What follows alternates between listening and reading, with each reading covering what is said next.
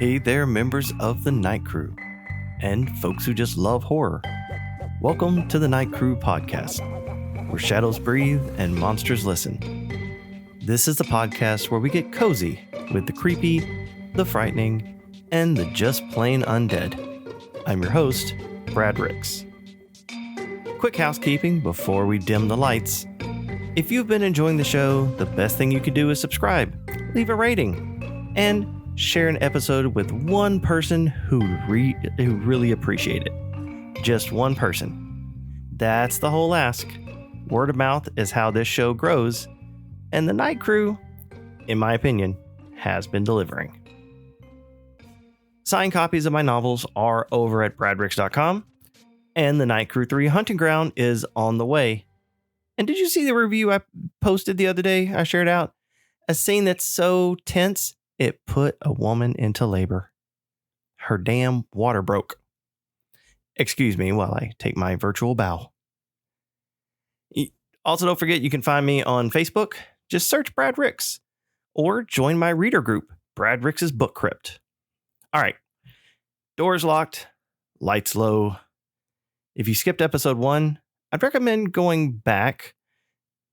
We laid the foundation last week with Lilith and the Lilum, and tonight we're building on top of that.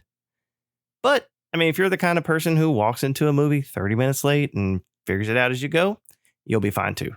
I believe in you. So tonight is part 2 in the Succubi series. And tonight, guess what? We're going on a trip. Last week, we talked about how Lilith is, as far as we can tell, the oldest documented night demon in the Western tradition. But she's not the only one. Not even close. Because here's the thing that should genuinely unsettle you. And, we touched on this at the end of last week's episode. Almost every culture on Earth has a version of this creature. A female spirit visits at night, drains something, leaves a man different than she found him. The Greeks have one. The Filipinos have one. The Japanese have one. The Malaysians, the Brazilians, the Albanians, all of them have one. And these cultures, in many cases, had no contact with each other. None. They independently arrived at the exact same monster. So tonight, we're packing our bags. We're taking a tour of the global succubus family. And by the end of it, I want you to ask yourself the same question I had to ask myself when I was outlining this episode.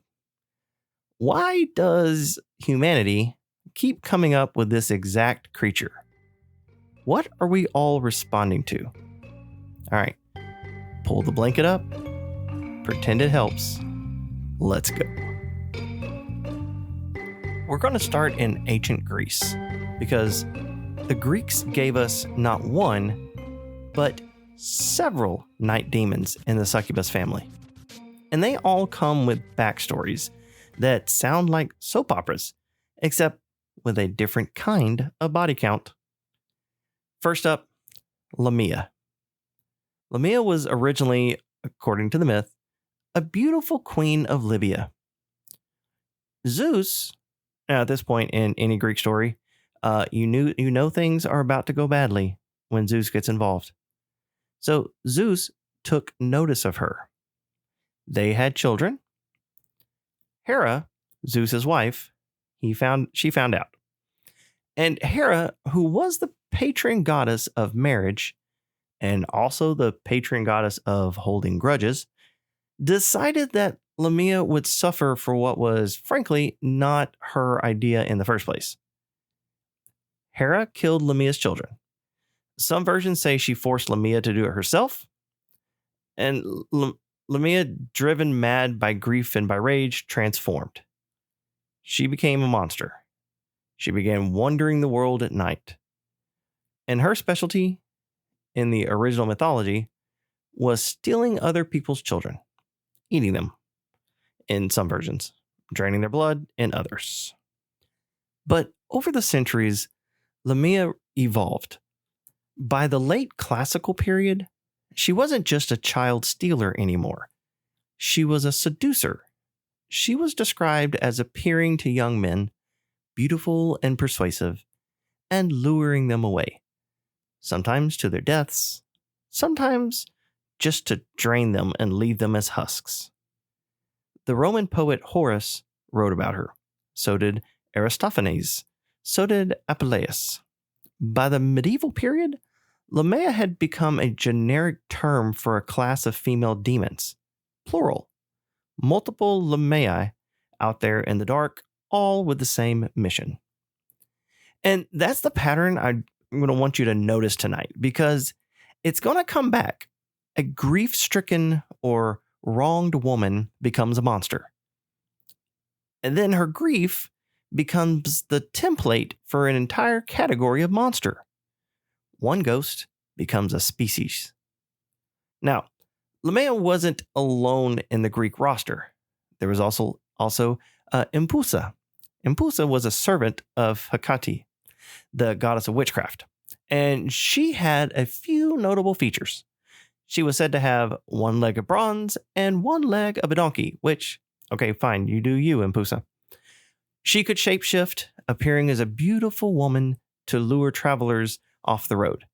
And once she had them isolated, she would feed on them. Their blood, their flesh, some accounts even say their breath. There's a story in Philostratus, a Greek writer from the 2nd century, about a young man named Menipus, who falls in love with a beautiful woman in Corinth. He's planning to marry her. Now, his mentor, a philosopher named Apollonius, takes one look at her and says, "My dude, that is not a woman, that is an Empusa. She is fattening you up to eat you." Now, Menipus predictably doesn't believe him, because, what young man in love has ever listened to the older guy saying, "Hey, your fiance is a demon"? Apollonius has to confront her at the wedding feast. He calls her out in front of everyone, and according to the story, she breaks down crying, because the spell only works as long as she isn't named. She confesses that yes, she is in fact an Empusa, and yes, she was planning to eat him on the wedding night, which, depending on your relationship history, may or may not be a metaphor. Now, that story, by the way, is from almost 2,000 years ago. And the structure of it, beautiful woman, isolated young man, older mentor who sees through her, last minute reveal that she's a monster, is the exact structure of about half the horror movies made in the last 50 years. We have not invented anything new. We are just retelling Apollonius. And one more from the Greek catalog, the Mormo. The Mormo was less of a seductress and more of a child snatcher, often invoked by Greek mothers to scare their kids into behaving. Be good or Mormo will come for you. She gets less attention in the modern succubus conversation, but she's kind of part of that same family, a female spirit who comes at night for the vulnerable. Now, let's leave the Mediterranean and head east, because the night demon family tree branches out fast once you start looking. Now, I want to discuss a creature we talked about way back in the vampire days. This creature kind of straddles that fence. In the Philippines, you have the Manananggal. I've gotten a lot better at saying that word, by the way. And before I describe her, I want to give a quick respectful nod here. Filipino folklore is rich, regional, and still actively part of living tradition in many communities. I'm giving you the broad strokes folklore, like I do with a lot of these. It's not the lived spiritual practice. And there's a lot more depth to all of this than like 1 or 2 segments of one podcast can really do justice. So the Manananggal is a creature that on the surface appears to be a beautiful woman. But at night, when she goes out hunting, she does something that is genuinely terrifying. So much so that, like I said, we've talked about her a few times now. She severs her own upper body from her lower body, just splits in half at the waist. The upper half sprouts wings and flies off into the night. The lower half stays behind, standing wherever she left it, like a horrifying piece of furniture. Her preferred prey is pregnant women. She lands on the roof of a house, extends a long, thin tongue down through the thatching, and feeds on the unborn child. That is the folklore. I did not make it up. I would not have made it up. I don't have that good of an imagination. And the way you defeat a Manananggal is generally one of my favorite details in global folklore. While she's out flying around as a torso, you find the bottom half of her, the legs that she left standing somewhere, and you pour salt or ash or garlic into the open stump. When she returns at dawn to reattach, she can't. The two halves won't fuse together anymore. And when the sun comes up, she dies. That is a whole horror movie. Somebody make that a horror movie. I will write the screenplay. Call me. Now, the Manananggal isn't traditionally classed as a succubus the way Western folklore would define one. Her primary feeding pattern is on pregnant women and unborn children, not on sleeping men. It's partly why originally I kind of put her in the vampire stuff, but I think she makes a good mention here. But because she does kind of fit the broader family. Beautiful by day, predator by night, female, aerial, and in some regional variants, she does also seduce men. And the men she sleeps with often die or fall ill. The seduction feeding link is there. It's just one note in a larger song. Now, move a little further south and you get the Pontianak in Malaysian and Indonesian folklore. The Pontianak is the spirit of a woman who died during pregnancy. Sometimes specifically during childbirth, sometimes from violence, sometimes from grief. She appears as a beautiful woman in white with long black hair. She is often encountered by men walking alone at night. They follow her. They always follow her. That's how this thing works. And then she turns. And the face that men see at that moment of the turn is, by every account I read, not something you've survived seeing. The Pontianak feeds on her victim's blood, sometimes their organs, and disappears before dawn. The classic warning sign that one of these is nearby is a sweet, slightly rotten floral smell. Something like jasmine, but off.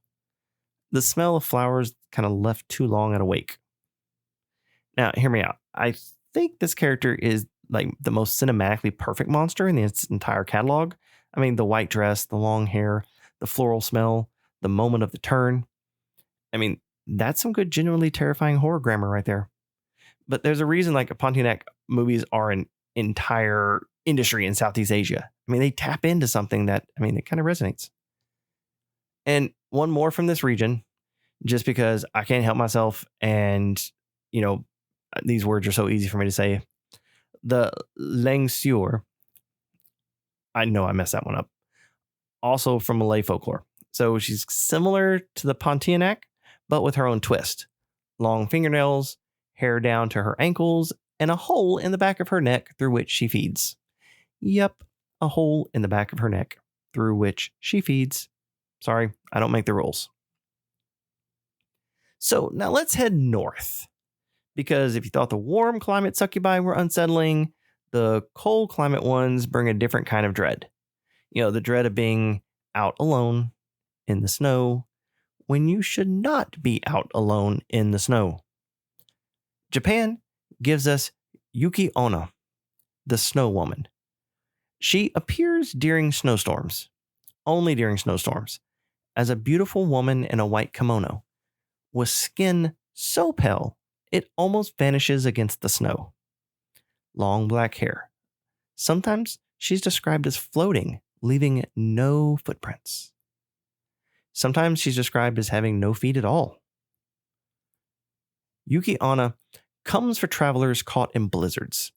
In some stories, she simply appears and watches them die, using her cold breath to hasten the process.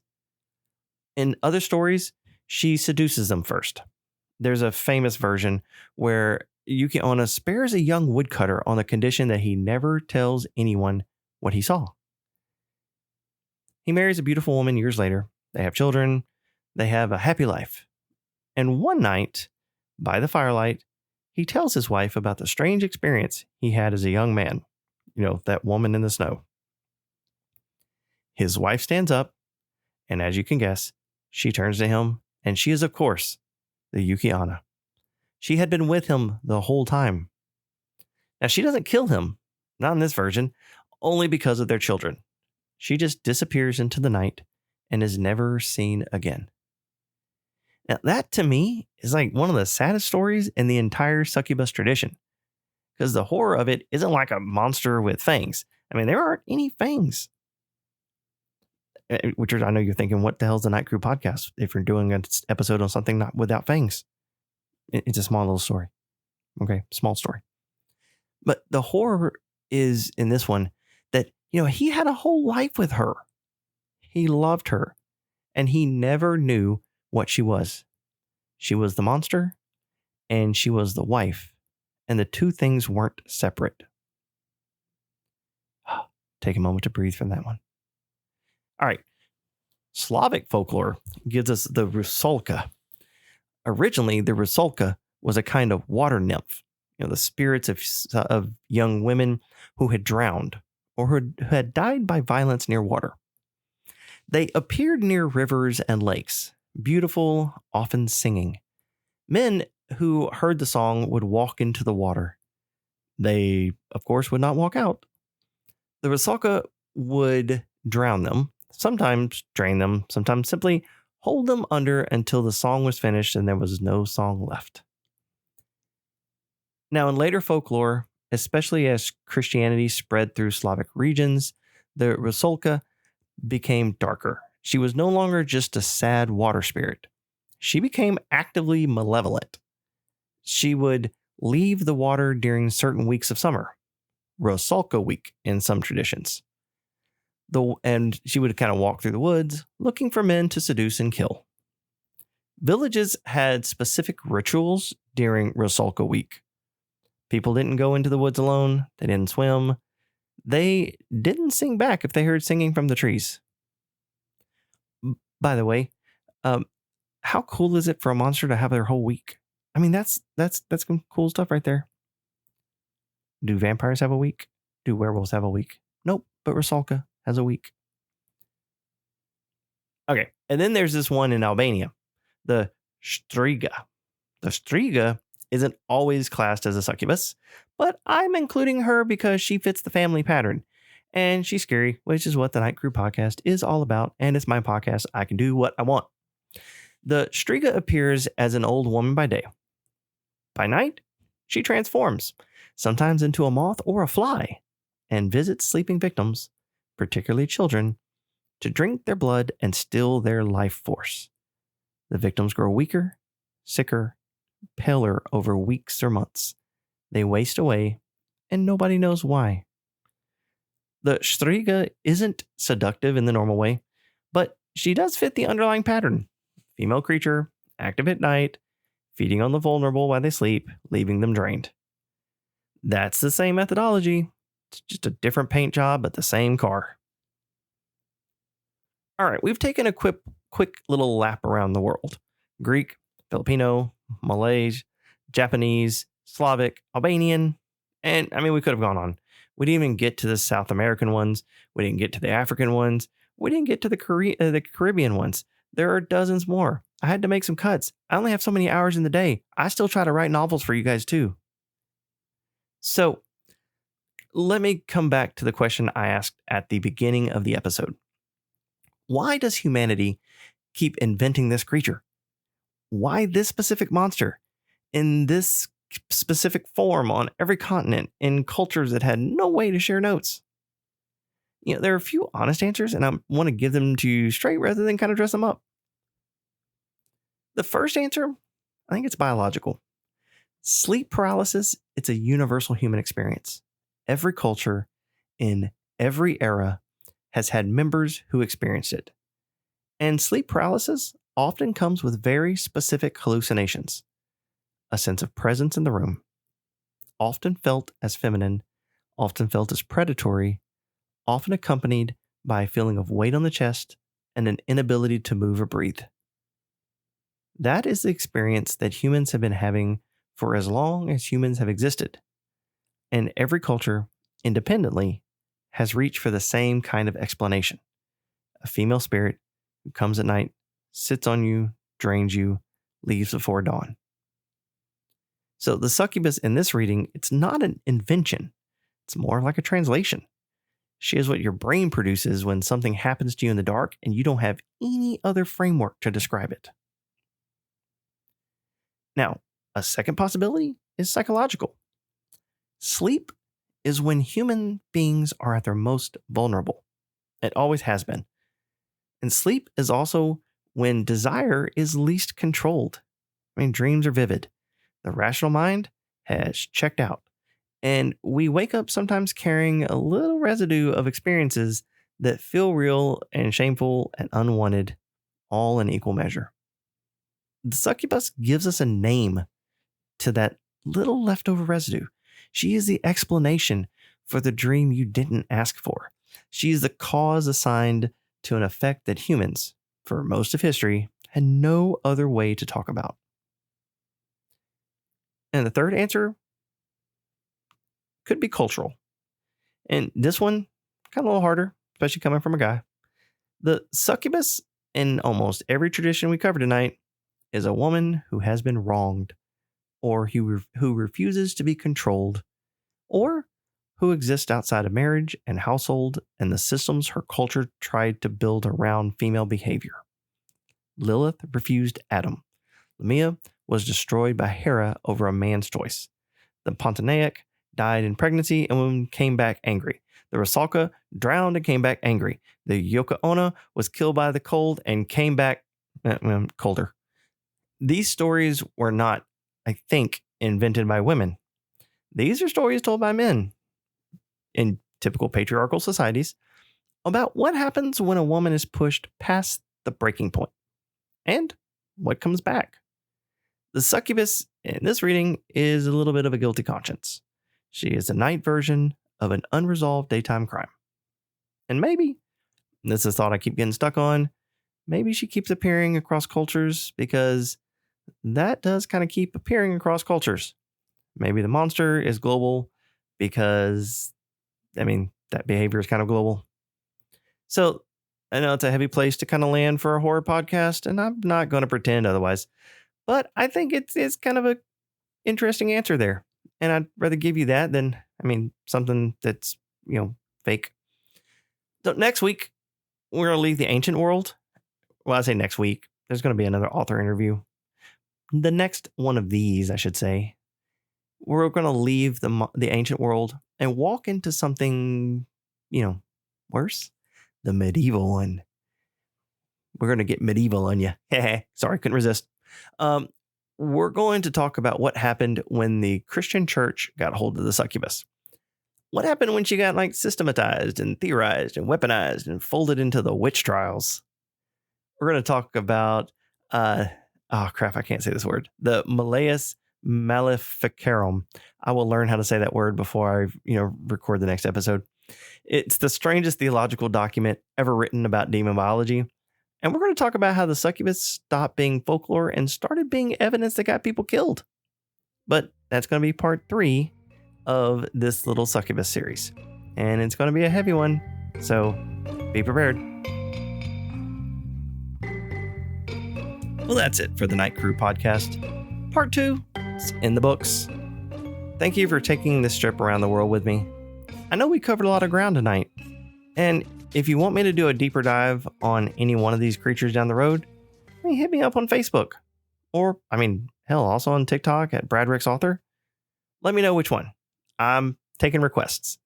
Me, personally, I'm a fan of the Manananggal. Just so you know, there is such a short story there I'm going to write. I know it. It's going to happen. So, if you had a good time, make sure to follow the show. Share it with a friend. Leave a rating. Hopefully, 5 stars. If you want updates on my writing, you can follow me on Facebook, in my new reader group, Brad Ricks' Book Crypt, or TikTok. You can find copies of my novels wherever you like to buy books.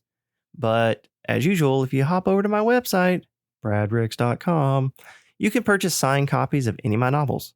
And for that matter, get yourself a Night Crew podcast t-shirt. They're really cool. Has the logos right on the front. I'm Brad Ricks, reminding you to stay out of graveyards after dark, question people who don't show up in mirrors, and I tell you what, angry women are scary. They keep turning into freaking demons. Until next time, keep your curtains drawn, your sense of humor sharp, and your blood inside your body. Thanks for listening.